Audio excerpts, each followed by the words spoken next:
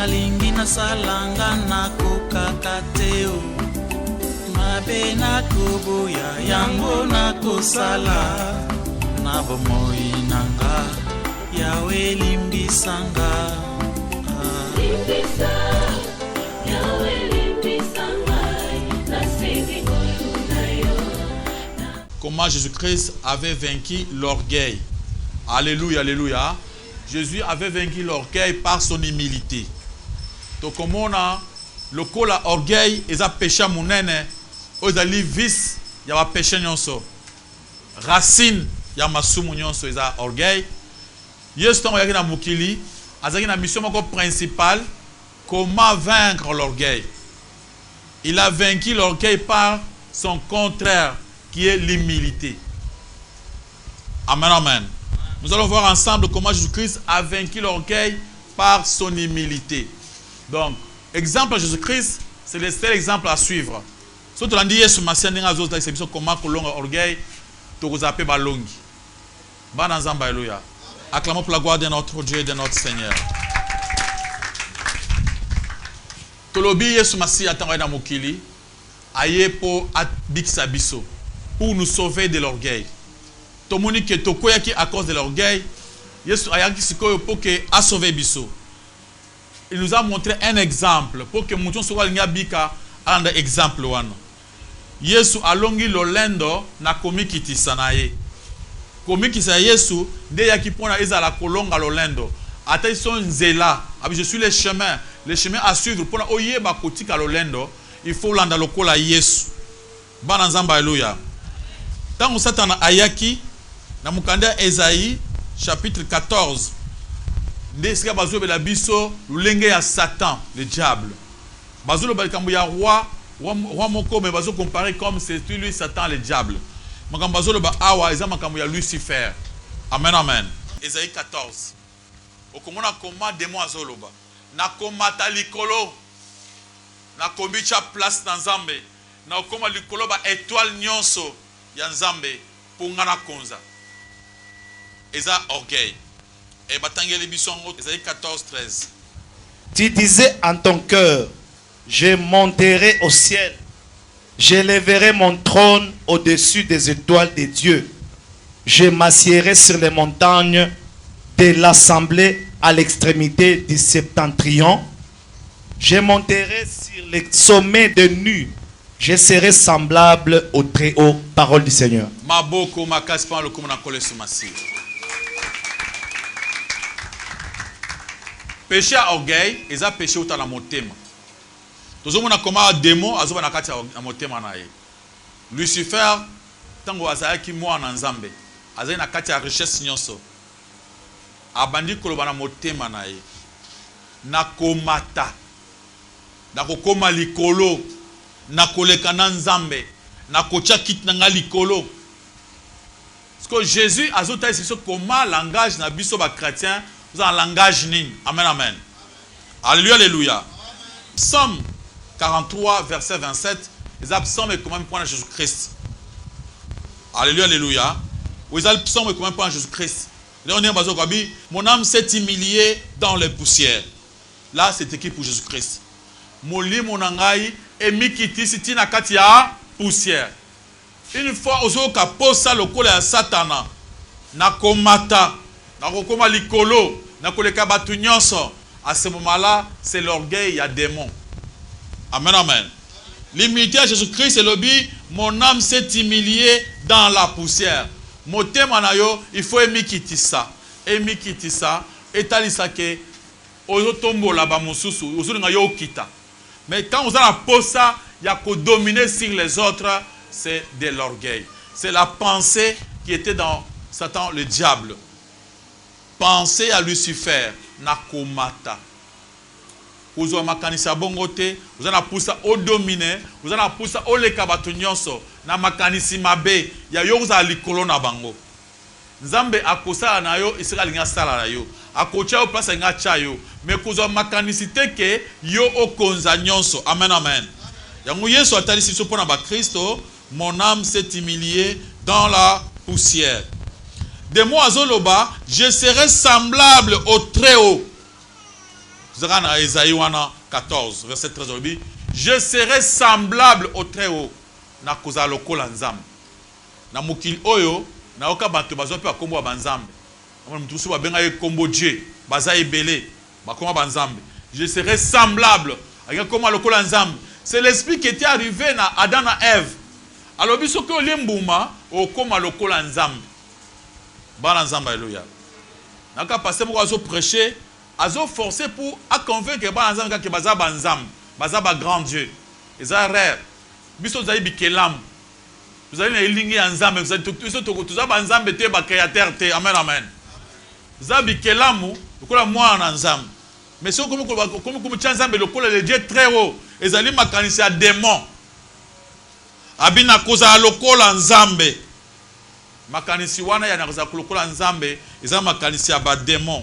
Mais yo kandenge badoki na Philippiens chapitre 2 verset 6 à 7. Okomona comment bazo ba pona Jésus-Christ. Tango azaki na bonzambe na ye, akanisa ipo amikitsa. Amikitisa aza nase. Tango alati bomotu. Azana bonzambe, alati bomotu po epa na biso, alati komikitisa, alakisi biso exemple. Parce que l'homme parfait, c'est Jésus-Christ. Amen, amen. Donc il faut tout se comparer à Jésus. Alors, alati komikitisa, amisali inférieur, amikitisi nase. Batanga on a kombona Yesu Masia, Philippiens chapitre 2, versets 6 à 7, batanga na kombona Yesu Masia. Ayez en vous les sentiments qui étaient en Christ, en Jésus-Christ, lesquels, existant en forme de Dieu, n'a point regardé comme une proie à arracher d'être égal avec Dieu, mais s'est dépouillé lui-même en prenant forme de serviteur, en devenant semblable aux hommes et ayant paru comme un simple homme. Il s'est humilié lui-même, se rendant obéissant jusqu'à la mort, même jusqu'à la mort de la parole du Seigneur. Acclamons pour la gloire de notre Dieu, de notre Seigneur. Alléluia. De moi à l'obi, je serai semblable au très haut. Ngala koza lokola nzambe. Ngala koma likolo nyonso koma lokola nzambe. Yoka Yesu alobi. Apôtre Babi, bozwa sentiment où ezali na kati na Yesu. Ye ou azaki nzambe. Amikitisi. Amikitisi alati komikisa pour amisa lokola biso. A komi obéissant. A obéir tina na liwa nini ya ekulus. Pourtant que lui il avait toutes les capacités à freiner makambo wana. Amikitisaki amisali inférieur. Akiti alati komikitisa a se anéantir yemoko amikisaki yemoko. Nzamba lingi quel que soit niveau kokozala omikitisa. Amen amen. Omikitisa osala kola baninga. Komona te yo lokolo leki osukisi makambo. Makambo ya komi mona likolo baninga mususu likolo makasi eza mulimo nini ya Satan. Amen amen. Il y a d'autres noms baninga bazozua pour bamiche likolo makasi. Bakombo wana ezali inspiré par Satan le diable. Yango totu komona awana Philippiens chapitre 2, na Philippiens chapitre 2 verset 6 à 7 alobi zwa sentiment ezaki na kati na Yesu. Sentiment ya komikitisa. Amikitisi, alléluia, alléluia. Akiti tina kati ya liwa ya ekulus. L'obéissance jusqu'à la mort. Quelle mort? Si tu so muntu azomi tombola mingi. Azomi pesa bakombo lukumu. Alingati koma na likolo asuka. Nga na za fin. Ça c'est mon temps. Oyo ngai, oyo mikolo za ngai nga nga. Yeba ke mutu wana aza conduit par quel esprit? Esprit à démon. Amen amen. Esprit à démon. Donc ngande chef na bango, ngande kulutu ya ba pastor, ngai wana mulimo ya démon. Mulimo ya démon et puis mutu akoma likolo makasi. Mais nzamba lobi, quel que soit niveau nzamba kochayo. Amen amen. Ata okominani, ata oza maele makasi, ata batusu bafuka mi pona yo, mais yo mikitisa. Amen amen. Abi zwa sentiment za na kati na Yesu. Ingelo bateke nzamba za na pusa atombola yo. Mais alingi omikisa po ya sa nini atombola yo. Abi muntu azomikitisa Nzambe azotombola ye. Zango Nzambe aye kotalisa biso pour tout tombwama azo combattre l'orgueil par son humilité. L'humilité c'est le contraire de l'orgueil. Vous êtes humble. Alors quel que soit votre niveau, quel que soit le causali, mais quitta pour Zambasanini à tombola. Amen, amen. Les démons à l'obi, j'établirai mon trône au-dessus des astres de Dieu. On a des mots zoloba. Na 14. Isaïe 14, verset 13. Et des mots zoloba, j'établirai mon trône au-dessus des astres de Dieu. Amen, amen. Na kocha trône nanga likolo ya ba astre nonso, likolo ya makambo pour conscience bonzambe. Siko yokandengo yesu azoloba. Na mukanda Matthieu chapitre 11 verset 29. Apprenez-moi que je suis doux et humble de cœur. Là, Jésus-Christ azoloba. Abi tangi sangai naeba kenaza doux, nazala humble de cœur. De cœur. Nazala muntu ote nazi komi tombola, na chaki tanga likolo. Amen, amen. Donc, par exemple, tout ça, l'église, oui. Pasteur, asa poussa chaki ta monene. Asa na poussa nini. Asa na poussa mata. Amen, amen. Zambe ata azo matisa yo kitaka. Amen, amen. Zambe amasa yo kita. Zambe matisa ata matisa nini yo fosa kaka. C'est ce que Dieu nous demande de faire. Yesu abi tangi sangai. Nayeba ki abi c'est dans Matthieu 11 verset 29. Apprenez-moi que je suis doux et humble de cœur. Alléluia, alléluia. Maboko makas pan le komonankole sumasia. Exode chapitre 5 verset 2. Le lecteur Azulu Kayango.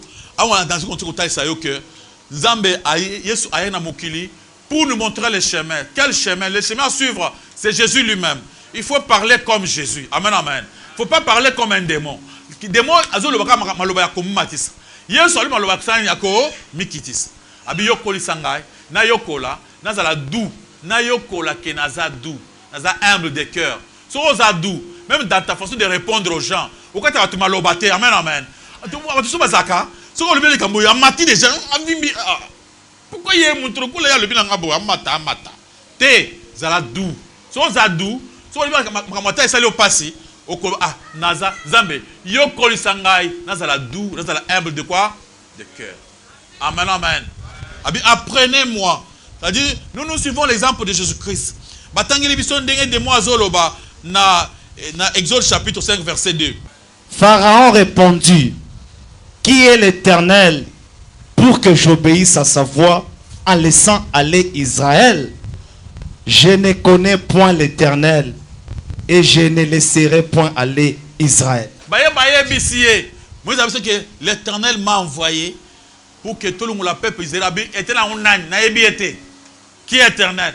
Il y a un langage, il y a un démon. Amen, amen. Qui est éternel, c'est que je ne le connais pas. Je ne veux pas l'obéir. Il y a des gens qui parlent comme ça.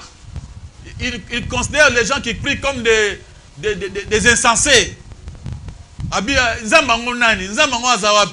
Il dit clairement, l'insensé, amen, amen, l'orgueilleux méprise Dieu. Pour l'orgueilleux, Dieu n'existe pas. Amen, amen. Alors il se pose la question,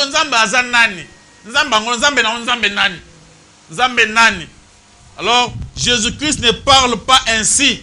Dans le livre de Jean chapitre 8, verset 55, Jésus a fait sa réponse. Si je dis que je ne le connais pas, je serai menteur comme vous. Mais je le connais et je garde ses commandements. Alléluia, alléluia. Alléluia. Ceux qui ont le but qu'ils ont Nzambe te, aux menteur. Ceux qui ont mokili. Moutou ça le but que Nzambe azotu na Nzambe azate. Nous on se poser question. Bazo continue koloba. La kisanga isika zalaka. La kisanga ndako avandaka. Donc azo nié alinya la kisake batu ba na mokili par l'évolution. Alors bien ça là kimbilo que zo matezo vimba yango moko. On se poser question te ndenge mabele oyo ezaki évolution zo kola moke zo vimba obi ezaki nini. Amen, amen. Il faut comprendre. Après, il te pose la question. Ce qui ce sont des questions à batu oyo bazaba orgueilleux. Alléluia, alléluia. Et que là mo ngeye ba côté muto kele ki autaki. Alors c'est pourquoi Yesu alobi so na lobi na yebi Yesu te na yebi Nzambe te na za menteur lokola bino. Nga na yebi Nzambe. na garder ba commandement na ye. Yo soko za mwana nzambe, okoloba jamais te que nzambe on a yebi te okoyeba nzambe. Parce que oyebi ye, o garder maloba na ye. Alors mu Kristo aza mutu ayebi nzambe malamu, mais mutu a démon ayeba ka nzambe te, aza orgueilleux, akutuna nzambe ngwaza nani, avanda wapi? Hein? Comment papa na enani? Amen amen. Alléluia alléluia. Faut faire attention. Faut pas que l'olende comme on a quatre na biloko kwa bongo, il faut faire attention. Acclamer la gloire de notre Dieu, de notre Seigneur. Dans le livre d'Ézéchiel, Ézéchiel chapitre 29 verset 9, toujours comment des mots à Zoloba. Les fleuves sont à moi, c'est moi qui les fais. Amen amen. Abi ba fleuve ba biloko nyonso ngamu na sala ki yango eza yangai. Soko tangi na Esaïe wana okomona comment bazo ba langage un démon. Amen amen. Un roi démon. Azoba biloko nyonso amukiliza ngai ngamu na sala ki yango. Azoka sa ba fleuve Esaïe. Mais Yesu azoloba na mukanda ya Jean chapitre 5 verset 19. Je ne puis rien faire par moi-même, mais mon Père qui demeure en moi fait toutes choses. Ça c'est Jean chapitre 5 verset 19. Moi nzamba lo bakaboy. Nakoko sala eloko moko nga moko te. Nyonso ata soki le naza mwana mael na classe, eza pona ngai te. Nzambe o aza na kati na ngai, ye muntu asala nyonso oyo. Amen amen. Soki na sali ba business na ngai esimbi, ezanga moko te. Amen amen. Soki makambo na ngai ezokende liboso ezanga moko te. Bana nzamba haleluya. Eloko nyonso nakoko sala. Soki le longa na komi muntu na matite na niveau boy ezanga moko te. Alléluia alléluia. Soki na muni elevation ezanga moko te. Ezali nzambe waza na kati nga mutasala nini akosala. Poni na mikumisa, poni na mitombola. Mais mon lobi, je suis capable, je fais tout par moi-même. Alléluia alléluia. Je suis capable de tout faire par moi-même. Mais non, langage de Nzambe, c'est le langage de Jésus-Christ. Je ne peux rien faire par moi-même. Tout ce que je fais, c'est le Père qui demeure en moi, c'est lui qui les fait. Amen, amen. Alors, sans moi, nous ne pouvons rien faire. J'ai toujours répété cette phrase parce que sans Jésus-Christ, nous ne pouvons rien faire. Pour être un bon chrétien, il faut que Jésus-Christ puisse demeurer en nous. Alléluia. Vous êtes capable d'en parler aussi aux autres et de prêcher aux autres. Faites tout pour être présent, pour écouter la prédication. Acclamons pour la gloire de notre Dieu, de notre Seigneur. Alléluia. Amen, amen. Dans le livre de Luc chapitre 4 verset 6, nous avons un commande de mots à Zoloba. Là, il y avait le moment où Satan était avec Jésus-Christ dans le désert. Tant qu'ils sont au Sambela, nous avons un mukanda Luc chapitre 4 verset 6. Commande de mots à Zoloba. Tous les hommes du monde m'appartiennent. Je les donne à qui je veux. Amen, amen. Alléluia, alléluia. Azoba, tous les hommes du monde m'appartiennent. Pourtant, Gaza, ils y par terre. Le royaume du monde va passer un mouton, on va qui mouton, il a payé son moukil. Hier, il y a eu babiso. Agomo le baïza yanga. Na kopé ça mon mouton na lingi. Boyebi na histoire. Tant que Yesu masé bazaki na Satan le diable na katia désert. Azo banaye royaume nyonso mukilo eza yangai. Soko fuka melingai na kopé ça yo. Na kopé ça na mouton oyo akolinga akomi qui sait pas nangai. Soko yo toujours comment Jésus-Christ pourrait parler dans le livre de 2 Corinthiens chapitre 8 verset 9. Dans verset 9, il était riche, il s'est fait pauvre, afin que par sa pauvreté nous rend riches. Amen, amen. Alléluia, alléluia. Alléluia, alléluia. Acclamons pour la gloire de notre Dieu, de notre Seigneur. Le démon a dit, tous les hommes de ce monde est à moi. Nazarish, nyon sezanga. Ceux qui m'ont témoigné à Koussampara, nyonso. Motema ya kovimba, union so ezala yo. Ba monso ba wela ka union kuma ya yo, ozala motema diable. Amen amen. Yo ka Jésus albi, il s'est fait pauvre. Ami kitisaki, ami sali mubola pour tout partager bozunaï. Alléluia alléluia. Pour que biso pe so nini, to so place. Alléluia alléluia. Balobi, il s'est fait pauvre. Bien mettant un verset haut. Ils sont riches. 2 Corinthiens chapitre 8 verset 9. Car vous connaissez la grâce de notre Seigneur Jésus-Christ, qui, pour vous, s'est pauvre des riches qu'il était, afin que par sa pauvreté, vous fissiez enrichi, parole du Seigneur. Notre Seigneur, lui, s'est fait pauvre. Donc, cela veut dire quoi? Tu peux être vraiment grand, béni de Dieu, mais fais-toi humble. Amen, amen. Fais-toi comme les autres pour permettre aux autres aussi de décoller. Amen, amen. Si tu es fait comme les autres, au Mikitisi, tu donneras aussi l'occasion aux autres de faire quoi? De décoller. Alors, Jésus s'est fait pauvre, riche qu'il était.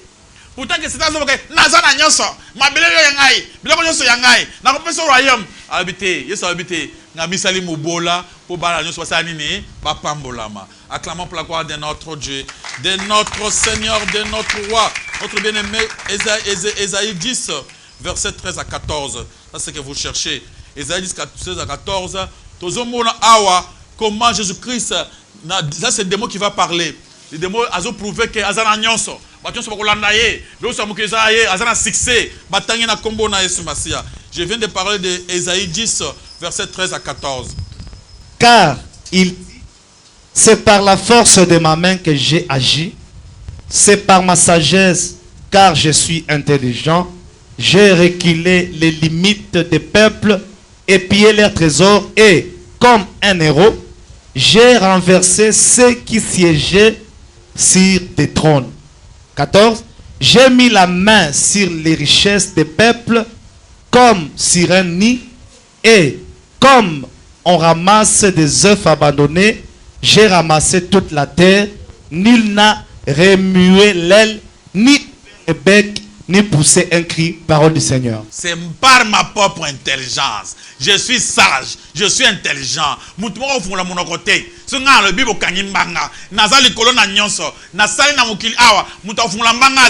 comme ça qu'il parle. Alors, succès, force, tout. Amen, amen. Ça, c'est le langage orgueil. Yokasko réponse à Seigneur Jésus. Amen, amen. Alléluia, alléluia. Seigneur Jésus a répondre na psaume 102, versets 6 à 7. Je suis devenu semblable au pellequin. Pellequin, c'est-à-dire dans la solitude. Obi, bandeke musu ya mike on tambolaka wana mike il y a des noms compliqués. Ndeke wana batambolaka ebele. Mais ceux qui a salé erreur atikali yemoko, akutika yemoko kubunga. Atika dans la solitude sans les autres. Amen, amen. Je veille et je suis resté comme un passereau solitude sur un toit. Alobi nazo veillé natika linga moko lokola ça le solitude sur toi. C'est comme Jésus-Christ tant batika qui est pas ma porte ba disciple. Amen, amen. Donc izakola azako ce que place c'est comme si atambona baninga balandi bango, il est resté seul bakangi yemoko. Amen, amen. Atika yemoko na kati ya passe. C'est ce que Jésus nous montre ici. Ça lui était arrivé tant na mokili mukolo baya kukangaye baton so bakimaki ba disciple bakimaki baton yon so abikse bana bango bazaki ba fulu so bakimaki. Il était resté seul. Amen, amen. Seul, sans personne et bakanga kiyemoko. Alors Satan lobi nazana nyonso nazana batu na fuka misara bango na sala kaboye mutelo ko kanga izalite nazali kolona nyonso Yesu lobi nazanga moko lokola na kati ya solitude lokola ndeke oyo baninga na bakimi atikali moko na ndako na mutu ya ndako azana place à kokendete. C'est comme ça que un chrétien pourrait parler. Je suis seul sans dans ce monde ici nazanga moko. Il y a que Dieu seul qui pourrait me sauver. Amen, amen.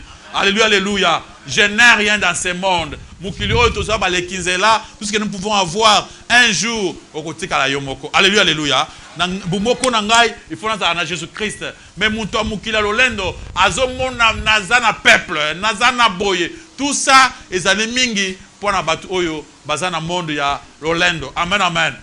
Alléluia, alléluia. C'est pourquoi on va passer à Betaratolo. On va passer à débat. On a tout ça qui plein à stade. Non, comment tu as tout pour la bonne côté. Amen, amen. Jésus va s'arrêter plein de plein. À l'objet, je suis seul. Amen, amen. Abi, il nous donne langage à Koloba. Acclamez pour la gloire de notre Dieu, de notre Seigneur. Alléluia. Namukanda Ézéchiel chapitre 36, verset 37. Zumuna koma demo azoloba. Je cesse par l'empreinte de mes pas tous les ruisseaux des champs. Alobi na makolonanga tambola ma ezokauka bamba rivière ezokauka pendant que je fais seulement mes démarches. Balamoko Yesu azo répondre na Matthieu chapitre 36 verset 53. Ne puis-je pas parler à mon Père? Il m'enverra plus de 12 légions d'anges. Amen, amen. Alléluia. Et ça le dit, tant que bazoya pour bakangaye, tant que salama. Ata ça le dit, mais nazana droit, son a bengi papa, a tinika 12 légions. Moutako telemawate, mais il n'a pas fait cela. Amen, amen. Tant que Satan a zo qui ne komi ça, Yesu azo taille que il faut me quitter ça. Pour vaincre le diable, il faut qu'on aille dans la communauté. Il faut parler comme Jésus, humble. Quel que soit votre niveau, quel que soit ce que Dieu a fait de toi, vous allez comment? Humble. Dès qu'on a un chose humble, Zamba kumatisayo, asalini amatisio les sous. Pe komukola suka, to se croiser qu'on a na mboka ba humble. Amen, amen. Ba orgueilleux, ba kofina bango na moto. Ba orgueilleux, baza ba tu ya passe. Alors il faut être comme Jésus-Christ. Waza humble. Alors dans makambo nyonso oyo, tozo kende bien aimé oluki 1 Corinthiens chapitre 15 verset 10. Okomona comment quant à nous, ce que l'apôtre est en train de nous enseigner, ce que nous pouvons faire pour vaincre l'orgueil. Combattre l'orgueil par l'humilité. Tozo mona 1 Corinthiens chapitre 15 verset 10. 1 Corinthiens chapitre 15, le verset 10. Amen. Par la grâce de Dieu, je suis ce que je suis, et sa grâce envers moi n'a pas été vaine.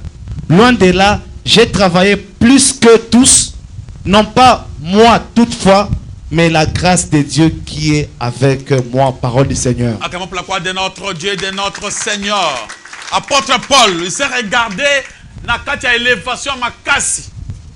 Vous savez qu'il y a le troisième ciel. Dans le niveau que j'ai envoyé des gens à croiser Paul à Biki.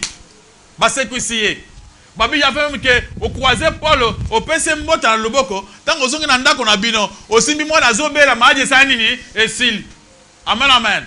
Pendant que Paul ne savait pas, ce qu'on a boyé, au tout tient aux amours la mana, au tout tient les autres cas, il y a évité. Yo kena kwandimana au tinandako. Au coup de montoiseau bella, au tient l'ambassade à télé. Quelle élévation! So ça qui est l'eau, c'est qui foule ni n'inglandaye. Amen, amen. Donc Paul a ça qui na élévation mon quoi likolo. A tali monde de bosonaye. A moni peuple a moni na bi. Oh nyon nazali. Eza pona ngate, eza mawa. So na travailler makasi boye, de koleka baninga mususu, eza nga mutu na travailler te. Toutefois, ngolu ya nzambe ne musali ni ezo salama. Amen, amen. Il faut penser comme ça mon frère, ma sœur, quelle que soit l'élévation ezo ya pana yo, mona kaka ke ozaria, nzambe ne mutu azomat. Ozaria, so oza boye, nzamba kumatisa matisa yo. Amen, amen. Mais so oza mapeka, o kita kita. Alléluia, alléluia. Kitanza Masanini a tombola yo. Au tanga sous na Philippiens chapitre 2 verset 13 à 14. Vous pouvez lire ça à la maison. Jean chapitre 15 verset 5. Yesozoloba. Celui qui demeure en moi, en qui je demeure à lui, portera des fruits. Sans moi, vous ne pouvez rien faire. Alors, ceux qui te demeurent na kat na Yesu. À qui Yesu a demeuré na biso, mbuma ekobima. Yesu azala kat ya humilité. Amen, amen. Zala humble, la simplicité. Tu vas être un homme simple, tu marcheras avec Dieu. Et tu porteras, tu auras des fruits. Les fruits de l'esprit et qu'on s'est manifesté. Zala humble, il faut demeurer dans la parole de Dieu. Dans la parole que nous lisons. Si vous gardez la parole de Dieu, vous demeurez dans la parole. On ne peut pas voir Jésus-Christ. Jésus, c'est sa parole. Si vous demeurez dans la parole, vous serez humble. Et Jésus-Christ, à vous demeurer dans la katnayo, batuba komona mbuma babi ya solo ndeko mobali oyo ndeko mwasi oyo aza humble. Amen, amen. Et quand vous êtes humble, batuba humble, c'est une façon d'être élevé. L'élévation d'après Dieu, c'est quand vous êtes humble. Tout le monde dit Jésus-Christ qui était le Dieu créateur, il s'est fait humble. Amen, amen. Il s'est humilié. Il a obéi jusqu'à l'obéissance de la mort, jusqu'à la mort de la croix. Amen, amen. Il est mort comme Mouyibi. Bazo Kangaye a koufi le kola Mouyibi. Mais Aïbi est le quoi batouté. Nyon Swana a pour nous montrer qu'il était tellement humble. Mon frère, regarde-toi. Tu ne peux rien faire. Tout ce que tu pourras voir, ça vient d'en haut. Dans mon candidat, il y a Psaume 127, à partir du verset 1 jusqu'à verset 2. Ce qui nzambe abateli yote, amen amen. Ata otie ba garde ba kosa elo côté, mais pe kisi ko so ba garde te. Mais ce qui nzambe abateli yote, ba garde bazana tina te. Mais ce ko na bango, kumuna bango te muna nani nzambe. Alléluia. Amen, amen. Balobi, ce qui nzamba pamboli yote, tu peux travailler du matin au soir, tu n'auras absolument rien. Abi yende a pambola ratan ou tolala. Asa préparer déjà comment tu seras béni le matin. Alors ceux qui pambola mawana utie pa na nzambe, pour aller na sa lolendo. Ndeko, senga motema na wemi qui se colle à Jésus-Christ. Au demeurer dans la parole de Dieu, ils sont humbles. Regardez, qui dit ça. Si on est battu, c'est orgueilleux. Comprendre que Baza est le monde en Zambété, Baza en langage à Satan. Alléluia, alléluia. Baza le langage à Satan. Ma boko, ma caspan, le coup, mon collé sur ma sia. Bien aimé, aujourd'hui, Romains chapitre 9, verset 16. Batangi ibison la combo na sur ma sia.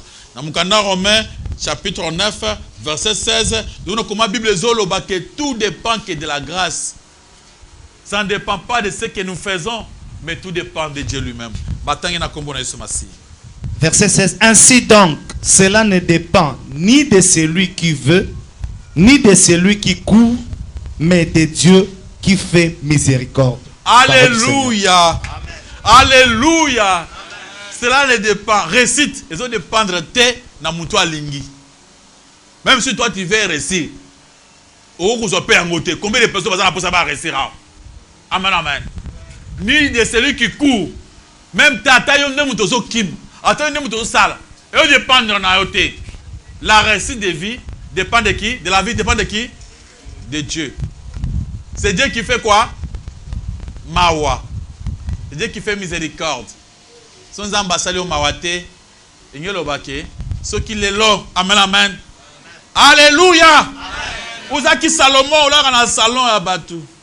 Nous avons appelé ce chambre en salon. C'est Dieu qui l'a fait, ce n'est pas toi. Amen, amen. Ah, comment on a oui, ma péché pas nan.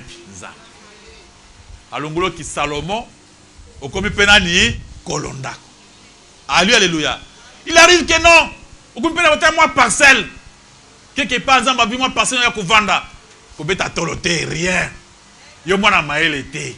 Maele anani ya nzambe. Maele nzambe nde mutu sungu yo uzo mwanda kwa usani ni ya kula. Alléluia. Tabola makolo mikonyo sanzela nzamba yo kimawa mwa voiture ko tambo nango. Engate kiti kisama pek. Yote. Amen, amen. La grâce d'en haut. Dieu t'a fait grâce pour tambo na mwa voiture wana. Soko zo mona nzambe. Nzamba zo mona bongo lobi akomasa lisusu. Alléluia. Quel que soit niveau aux alliés, comme on a tel au cola et silité, Zambe a koko sala, muna ta muninga atika na salon ya baboti wana, muna na kobi mambala moko, musika likolo, amen amen. C'est Dieu qui fait tout. Muntu a kokité. Ils ont dépendre de na volonté nanga. Ils ont dépendre de pour nazo sala musala, mais ils ont dépendre de la miséricorde ya nani ya nzambe. So nzamba salinga mawate, okomuna ki okokita. Amen amen. Okokita. Soko zoka se biloko nyonso zozwa eza mawa okita. Mais soko mozomona mérite o mata. Soko mati okwaza na muntu azali likolo. Abeto para usanini. Amen amen. Lotika ko mata kita po kezamba sanini abende côté azalaka. Soko mati boko croiser na ye. Babi il résiste aux orgueilleux, c'est-à-dire il va vous faire guerre à combattre yo. Amen amen. Dieu va te résister. Oye boya oza la poigne ni bo ça la poigne ensemble. Ozo comprendre quand le mot résister. Amen amen. Zako la ozo kende, uti mutu moko kangyonzela. Amen amen. Olingo kota ya zo boya. Azo résister yo. Adi metoki mutona za nzambe. Yo nzambe wa kela yo, azo résister yo. Ukoya wapi? Lolendo za mabe. Bana nzambe haleluya. Lendo za ukuta na résidence ya batu nzambe nzambe a résister yo kwei kote mabe musika na se. Na se penza. Alors tika orgueil nzambe ayoka mawa asimba sanini amatisa yo. Acclamez pour la gloire de notre Dieu, de notre Seigneur. Dans mon candidat Jacques chapitre 1, verset 17 et Zolobak. Tout don parfait vient d'en haut et descend du Père des Lumières. Bakambu nyonso kitoko, badon nyonso kitoko. Usala moko bo bien. Ils allaient faire, ils allaient prière, ils allaient ensemble, ils allaient oyemba kitoko. Amen amen. Ils allaient monde nyonso, bamoso sa kitoko. Usata munganga, usala musala kitoko, batu bika. Ça vient d'en haut. Amen amen. Na ba faire na restaurant na yo, olamba biloko batu ah mama olamba kitoko na restaurant na ye. Ça vient où? D'en haut. Pambate. Okolamba oche matungulu oche tomate sangisi esili. Kilia mega mabe akei. Mususu okolia yo moko na ndako. Mais soki nzamba che luboko na yo, nzamba che mafuta na luboko na yo. Amen amen. Et ça ameki à l'habité. Moi je préfère que pas la répondre en gâté. Je vais dire à ma femme hein, tu vas ressemble à autre ou là dans ndako. Et natamuke et indi libanda bazoka repas au lambak. Les mêmes Thompson o batu basumi na ndako na bango yo kango mabe. Et ba yo kosuma ngo susu epa na yo na pri à likolo pour ça nini pour baliango. Ça c'est qui fait ça? Dieu. Donc à mutona bandaka malewa. Malewa esali pagai. Malewa pamba wana bataso talandako batu na mbongo nini ya malewa bité. Weza kindoki te. Dieu s'il fait grâce, il fait grâce. Amen amen. Alléluia. S'il fait grâce, il fait grâce. Et donc dépend de l'agneau surtout quand ils sont rentrés. Il y a un balobi awabi. Ba donyon so kitoko. Oh yo c'est parfait. Oh nanda olamba kitoko hein. Osabo kitoko hein. Ah olamba kitoko hein. Tout ça vient dans oh. Satana akela don muka kitoko te à part ya ko loka batu, ko cha batu manzaka, ko finga ko tonga. Amen amen. Oh nyonso kitoko ça vient d'où? Boka makamba ko yina, ko tonga. Il y a des mots yangwan. Il y a l'olende combattant ma peka. Voilà l'olende. Maboko makasi par le coup dans le somasi. Pour terminer notre prédication, notre bien-aimé nous prend 1 Corinthiens chapitre 4 verset 7 pour tout le monde sous ce qui s'est maté à Bisolelo. Dans 1 Corinthiens chapitre 4 verset 7. Batangi na kombo na Yesu Masia. Car qui est ce qui qu'as-tu que tu n'aies reçu? Et si tu n'as reçu, pourquoi te glorifies-tu comme si tu ne l'avais pas reçu? Parole du Seigneur. Yo, eloko nini etaisaka yo lekiba mususu na motema wana, ovimbaka motema wana. Okanisaka ke, sota na kati ya famille, oyebi ke yo lekiba ngo na nini?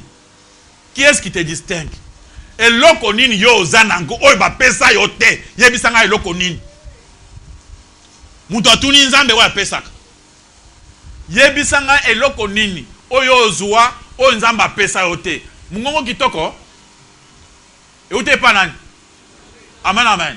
Eloko nini nzamba pe oyo ozanango oyo nzamba pesa yote. Parce que makabu nyonso, badon nyonso, tout ce que tu peux faire ça vient d'en haut. Soki lelo pambolami obeti tour to bimi na tongo to yokoloka mbongo. Mususu azu ebele azu pambate ba pese cadeau. Amen amen. Pozo ba client na mesa na yo. Nzambe muntu akabula katilo ba client. So nzamba tinde ba client te au côté la misu banda tongo tipo ka hoteli misu. Ozongi na ndako bi na comprendre te ba biloko na ngaba sumbite. Ba nzamba haleluya. Okutana biloko ba produit ya bien penza. Oyo batu baluka wana. Muni muntu atiki ya yo wana. Oyo muni ya mabe wana ya muninga ya mabe wana nde yake kosumba. Muntu asa maele te papa ya bien ngozo. Habite mama ngali ngande marko yo. Comment motema comme ko vimba mais kamuli ngaza nini ko batu basaka batabi ona ngaba sumba te. Et pas na nesi ka kutuna prix. Et pas na batu ma combien? Oh, ils a $20. Ake kuna ko te combien? Oh, $20 ya kuna sumbi. Muso yo pa na combien? $20. Ake kuna $20 à payer sur $20. Et pas na même atako il sait pas mostete. Alléluia. Les pamboli nyons atterrissage nyons a bien kiti et où tu pas ensemble. Yesu a testé exemple. Tant que démon le bi nazabo Yesu a bien na kiti. Nazabo Yesu a bien to kiti.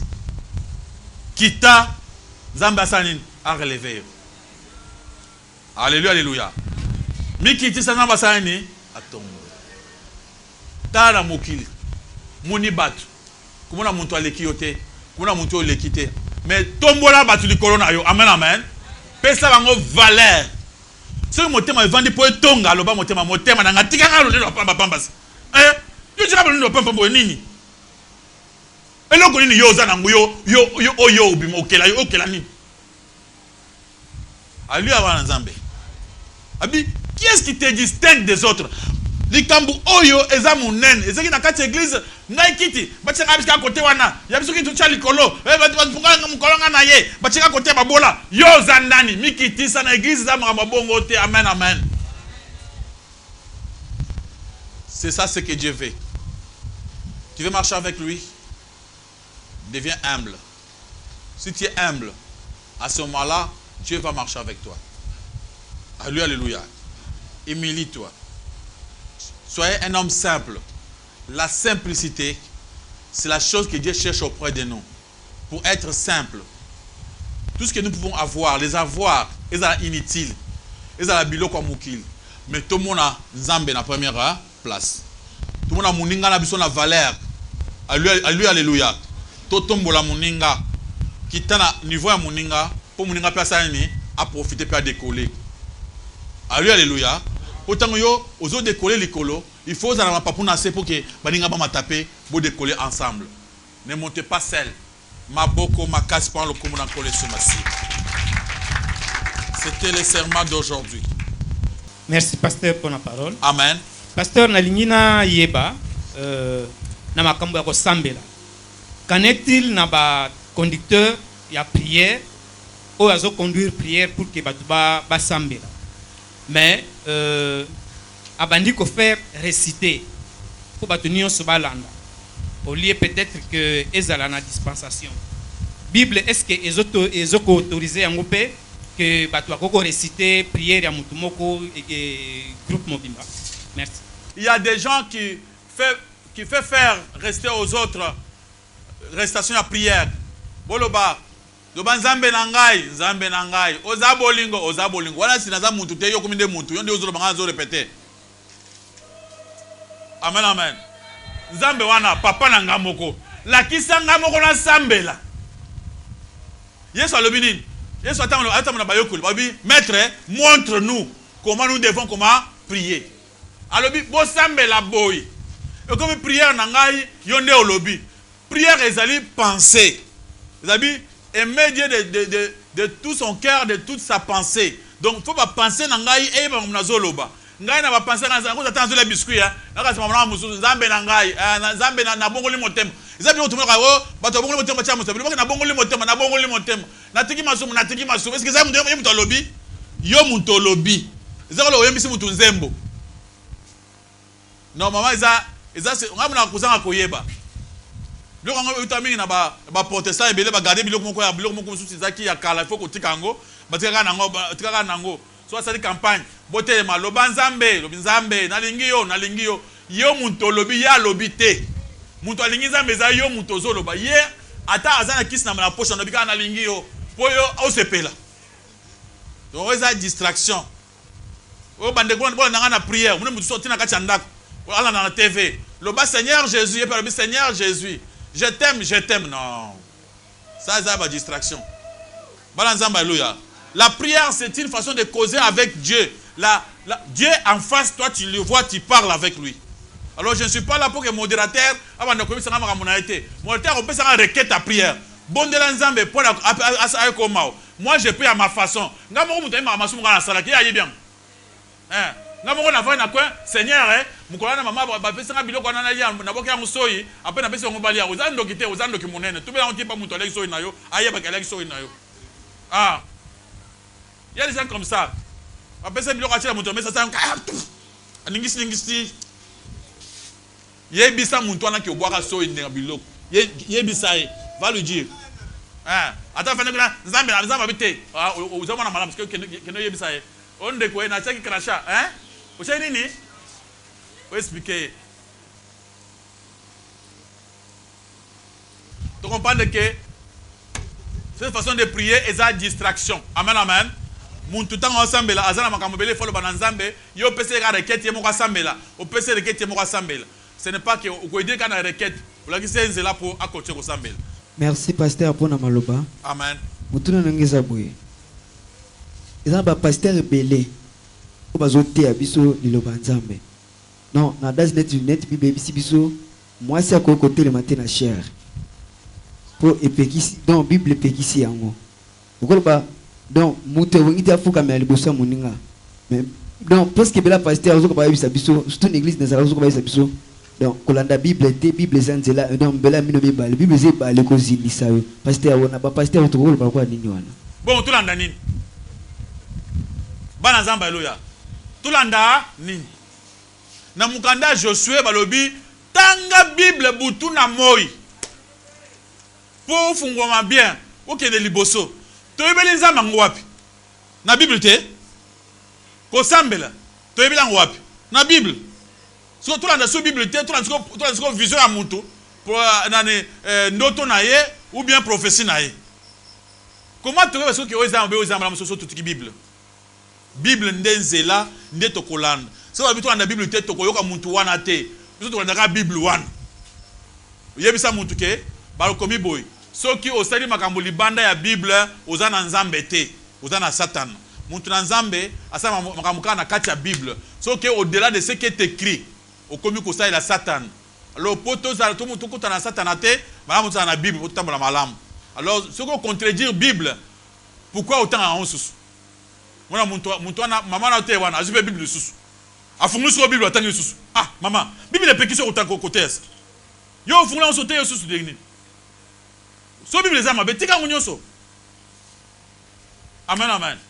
Ote makamuna ni apôtre Paul Obaki. Oui. Bon on a pe akena romain ate sub apôtre Paul na romain. Oh sacrifiez votre corps. Na kotanga suwana te. Yokola arome nani apôtre Paul izama be tekaka bible na mukuse. Ou bien au côté bible na yo kati makasi sur apôtre Paul olunguli otikana oyo lingi. Vous avez la parole. Question na ngezali. Nazomona ba fiche. Pasteur atie ba fiche ya séminaire mais pembeni atie na photo pe ya mama. Tina ba fiche banda église tina banzela pona ner azana séminaire mais pembeni atie pe photo ya mama bango mibale. Est-ce que isa biblique toté? Merci. Na makambo na nzambe balingi babima lokola ba roi kola ba empereur. Makambo na nzambe ndenge nzambe nga pasteur. Siko to sa thème. Siko na tie photo mbasa ngaso pwani. Bana nzambe haleluya. Ata to ata ba ono pe basa bongo. Oba wela la politique. Ba député. Alinga ba voter, atina photo mbasa na. Ba tsa bon. Mais siko pasteur yo mutu kino sa campagne. Campagne yango ba tu ya ko yoka yo. O tie photo mbasa na po bata susu mbasa za kitoko. O sa publicité. Ezaka complexe benini wana. Wala aza complexé. Donc ami poto zo waka za sérieux facha photo mbasa na. Wala za distraction. Normalement, c'est toi qui fais votre campagne. So yo moko bébé kingani asa campagne boy boy. Ça suffit? Mais mon frère, tu sais pas pourquoi? Maman me soit compliqué hein. Avec ce pasteur yo bazo ba yo karanga bazo ba ngate, faut tenir ensemble. Faut chaper photo na ngai pour que maman accepte nous ensemble, yepé ça nini. Et ce temps maman wana bien, yepé ateak. Amen amen. Un maman la bache photo na wana, yepé ateak. Au moins attends papa passer à l'équipe. À l'hôpital assis ici, maman passer à l'équipe. Maman passer pas à l'hôpital. Voilà bazana batu nakati ya empire na bango. Wana bazana roi na reine basa mamu na bango. Awe za makambo na nzambe za makambo ya bongo te. Amen amen.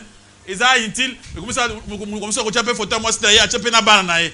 Nakati ya photo bamu na bango. Vous avez la parole. Merci pasteur pour l'octroi du verbe. Pasteur, la première culte, vous nous avez appris que la Bible dit que la Bible nous interdit de ne pas nous fier aux hommes. Et pour les personnes qui ont qui se sont autrefois fiées aux hommes, comment ces personnes peuvent se rattraper? Est-ce qu'il y a des conséquences qui découlent du fait de se fier à un homme? Et puis ma deuxième question est que une fois j'ai eu à faire un débat avec un collègue. Bon, ce collègue-là, il prie dans une église où il y a des femmes qui prêchent, il y a de pasteurs, hommes et femmes. Il dit que non, il croit fermement à ce que dit la Bible sur la femme, sur la place de la femme à l'église. Genre, la femme ne peut pas prêcher. Mais seulement, il dit, est-ce que les traducteurs de la Bible n'ont pas eu à faire des erreurs? Dans le sens où, elle passe pas de ça que la femme peut aussi prêcher. Ils ont mis, il n'y a que les hommes qui peuvent, genre, prêcher. Est-ce que pendant la traduction de la Bible, il n'y a pas eu des erreurs? Merci. Apprendre à aimer les gens sans leur faire confiance. Après, il me demande quelles les conséquences qu'on peut avoir si on est en train d'aimer les gens sans leur faire confiance. Ceux qui, au Lingui Batu, sans leur faire confiance, il y a la déception totale. Après avoir aimé quelqu'un, quand vous faites confiance à quelqu'un et vous l'aimez, vous le faites confiance, que vous n'avez pas fait confiance à Dieu, vous aurez la déception totale. À cause de décevoir, on a ndenge moko ya regretter pour la vie. D'abord, voilà, quand tu aimes les gens et tu les fais confiance, je donne un exemple. Je suis chez moi, quelqu'un vient pour la conseil à secours. Papa, moi, je suis zobela. Je suis $100 je suis à l'hôpital. Je suis mardi. Mardi, je suis à confiance. Je suis confiance. Je lui donne. À Keiti, après Azongi, après mardi, je suis na kuti ete. Vendredi, toko mardi mususu, na koma suboye. Ah, tika mulini boy. Quand on a $200, $200 c'est quoi? $100 c'est quoi? $100 c'est rien. Hein? Tu veux m'embêter pour $100? D'abord, on a $5. On a $5. Et personne m'a dit, ah! Donc on a aussi quelle confiance. Aujourd'hui, déception. Tant heureusement on a un dak. Tu commences à faire un dak boye. Mon Dieu, ça a un pote. Papa. Mère n'a pas besoin de chocolat. $100 wana. Vous comprenez ça? Bozaka boye. Banane batu. Mais ce qu'on est par exemple que batu bazaka bongo bandakala. Tu ne veux pas avoir de problème. Tu lui donnes $100. Tu n'as pas confiance en lui. Tu viens à ne pas sauter. Ah, je connais les hommes. Ah, bon frère, je te comprends, pas de problème. Moi, je connais les hommes. Les hommes ne sont pas dignes de confiance. Moi, je connais que Dieu va me remettre cet argent. Ça, ce n'est pas mon problème. Un jour, Dieu va me remettre cet argent. Ok, tranquille. Tant que tu commandes, non, moi, je fais confiance en Dieu. Je donne au nom de Dieu. Au PCA. À ce moment, tu n'auras pas de problème avec les gens. Alors, quand tu fais du bien aux gens à cause de confiance que vous avez envers eux, vous serez déçus. Alors, Dieu, quand vous le faites confiance, il va faire que Batouba décevoir yoté. À cause que, au moment de déception, il y a intervenir. À faire raisonner Mout. Pour que Mouton a décevoir yoté. Alors, quand on aime, nous avons une jeune fille, on a bal. Ok, on a un bal, on a confiance qu'il n'y a pas un bal. Plus tard, à décevoir yo, ils ont regret ma casse.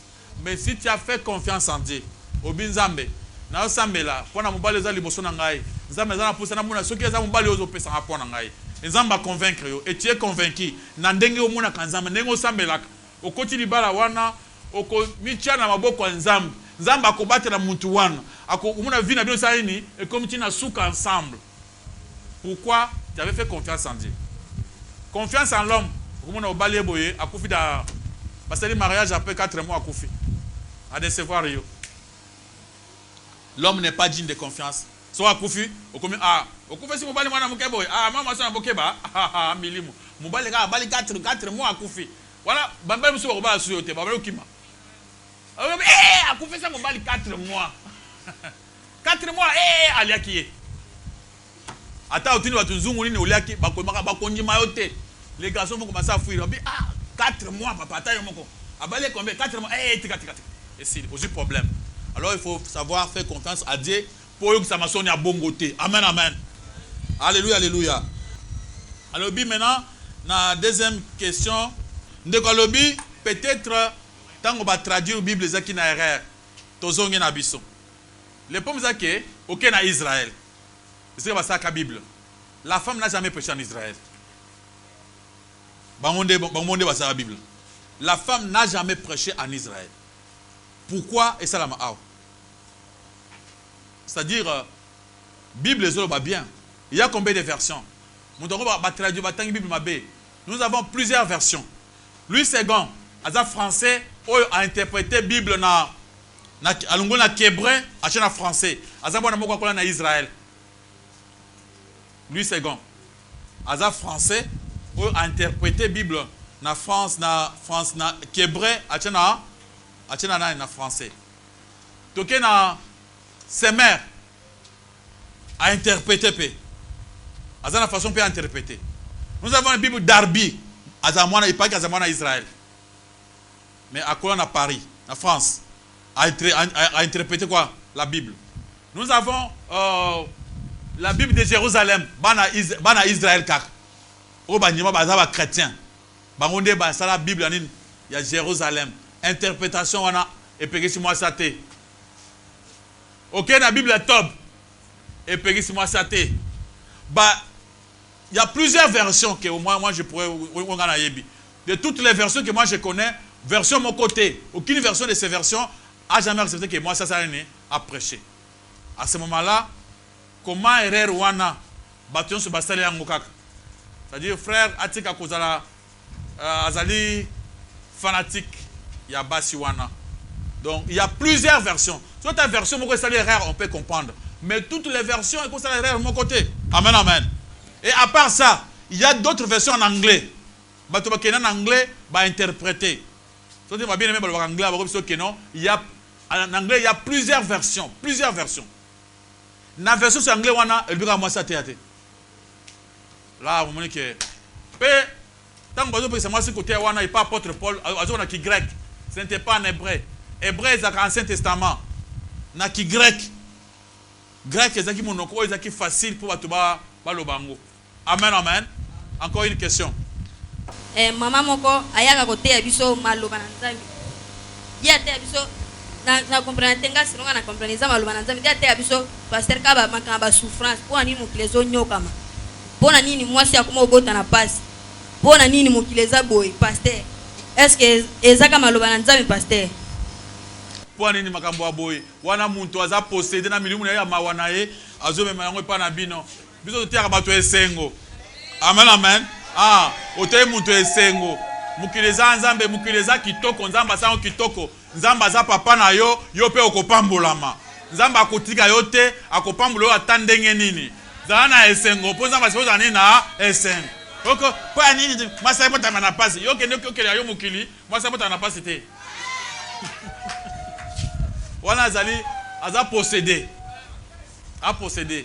Baza belé mais ma muso ila kanga yawa nakati kita après tout sol na yawa mamazo ngambu ya milimu o papa c'est na vandi bo nzamba tindi ngayo olibika tete pa nzamba lobi na ngai mama nzamba lobi loke wapi na ndako papa ngabi ayaka na vandi yawa ay mama ozi mulimu ya démon papa mulimu ya démon mais na mondele bato babika mama kana ninga ki démon wana bato babiki wana papa vraiment kasi toke na kasi na gizi mu na sali kuna okene kukamba ngabi kende na gizi wana ese bandaki mabe wana kene kamba ngote.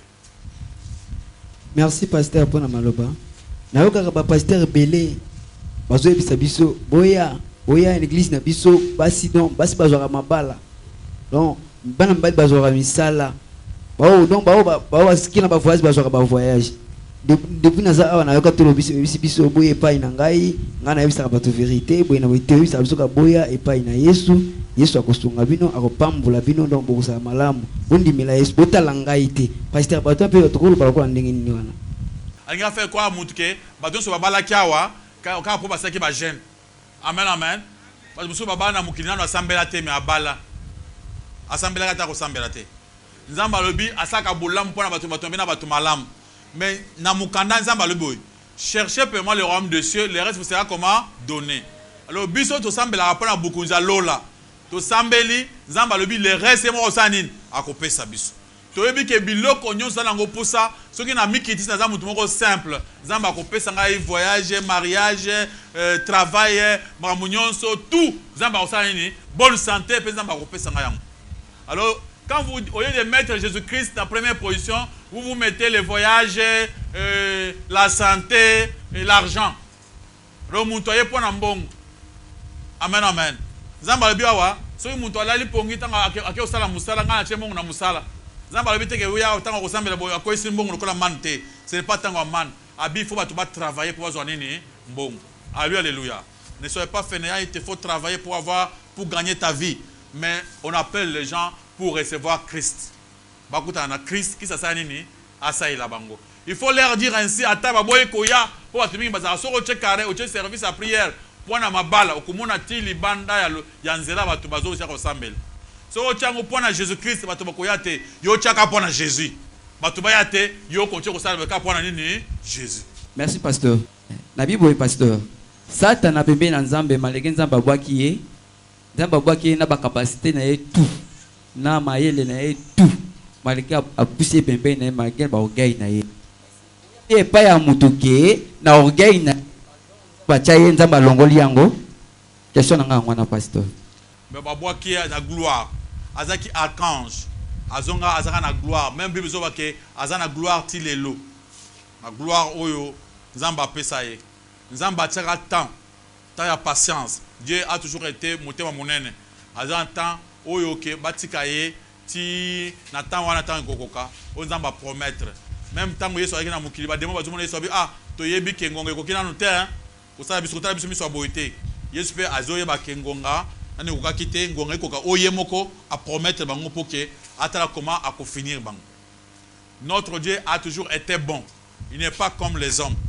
Il peut arriver aussi qu'un pasteur, Oyo, Nzamba pesi grâce qui abonde batu babika, asama moye salam. Balamoko a pengwe. So a pengwe. A côté de la kusala musala, batu bazu munaka succès. Succès azu munana qu'est-ce qu'il faut que zaka Nzambe. Ata eza Nzambe. Nzamba côté bika succès, on a tike pe na vie. Na kisasa combien de pasteurs bazaki na apparence ba passer malamu, batika Nzambe. Ba comment et pas Satan. Bakufina noté, batambola ka bien, bazozaka na succès, okomona même ça veut dire que bien. Pour notre Dieu n'est pas comme nous. Biso da muté mamabe, soko pesa combien mutu 1000 francs na yo, soki asidi kele pesa 1000 francs na pesa grâce. Dieu n'est pas comme ça. Dieu nous aime soko sa peso atikeli yo. Dieu connaît que c'est pour un temps. Vous avez une vie mouké, kalamingité, sa seconde vie, au sala bien sona ti wapi, il va te récupérer. C'est pourquoi Dieu laisse. Dieu ne se repent pas de badon. Zamba ko pambula yo, komi na mbongo ebele, o manquer respect. Okepe ofingi Zamba betikara atiki oti okola okoma koko. Pourquoi? Parce que Dieu ne veut pas la mort, ne se réjouit pas de la mort d'un homme pécheur. Amen, amen. Zambe alingaka te muntu ya mabe akufa. Il lui laisse le temps pour se repentir. So Zamba beba ko peut même 100 ans na mokili. Nzamba talo kamiso. Muntu ya ko bongo na motema te. Muntu ko bongo na motema te. C'est comme ça que Dieu est. Dieu ne se fâche pas mal moko. Yo sali boy bon. Vous attendez wana te moto pelisi ki sote. Dieu n'est pas comme ça. Il y a un roi Nabucodonosor. Nabucodonosor asaka manquer Nzamba respect. Nzamba linga kufa te. Atindi na Nzamba laisser matiti mais abimise so peu subdi. Azo se sur la kiti à pouvoir. Pour bien qu'il y ait manqué de respect. Dieu n'est pas comme nous. Il nous laisse le temps pour que tout se repentir. A mon aki obandi makamabe, ozamuto sambelak, obandi via boy. Atalo mis pour bon la motema, otubel. Atalo mis kanenge wan. Si o moni ke otubel ate, oko quand même dit 85 ans. Na mamona mabe wana Nzamba to kana mis. Pour que mukolo bako tumba yo, otumba ma bien. Amen, amen. Il y a encore une question.